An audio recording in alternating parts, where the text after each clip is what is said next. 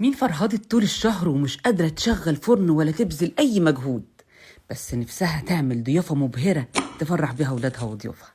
لو قلتي أنا يبقى يلا بينا. شوكولاتة مطبخ وهسيحها في الميكرويف أو على حمام بخار وادهن بيها القوالب بتاعتي. ولو عايزين تعملوا الشوكولاتة ذات نفسها من الأساس هسيب لكم لينك تصنيعها في الكومنتات. بحطها في التلاجة تبرد واديها طبقة تانية لو في أي فراغات واركنها على جنب.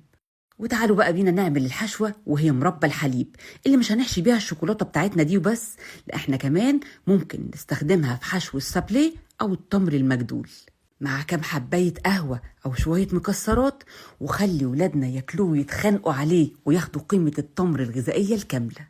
وهي عبارة عن لتر حليب عليه كوبايتين سكر ونص معلقة بيكنج صودا، برفعهم على النار لحد ما يقصروا ولونهم يبقى زي الكراميل كده. ساعتها هضيف لهم كوباية حليب بودرة مع رشة ملح وباكت فانيليا ومعلقة كبيرة زبدة.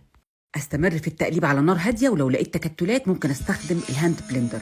وبس كده بقى عندك احلى مربى حليب في الدنيا بطعم ما دقتيش في جماله قبل كده. بسيبها تبرد شويه في التلاجة وبعد كده بعبيها في كيس حلواني واحشي بيها الشوكولاته بتاعتي. وتعالي اقولك على شويه اضافات تجنن. شويه كنافه محمره بتوديها ناحيه حشوه دبي واحلى.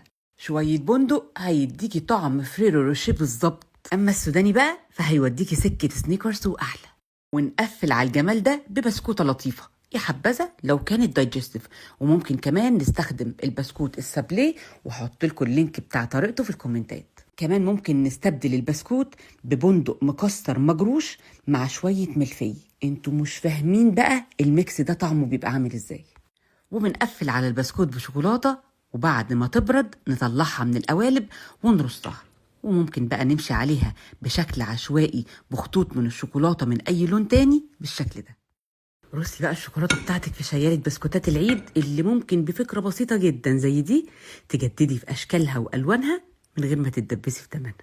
وممكن كمان تلفيها بالشكل الحلو ده وتهدي بيها الناس اللي بتحبيهم، او توزعيها في توزيعات العيد. وممكن كمان تكون فكره مشروع ناجح جدا من البيت. وفي النهايه بقى عايزه اقولك ان المنتج النهائي بيكون طعمه حلو لما المكونات بتكون طعمها حلو.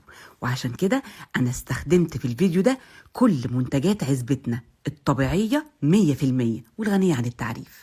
هتلاقوا منتجاتهم متوفره في كل السوبر ماركتس الكبيره زي كارفور في فروعه كلها من القاهره لاسوان، وسعودي واكسبشن رويال هاوس محمود الفار وغيره وغيره من الهايبر ماركتس الكبيره.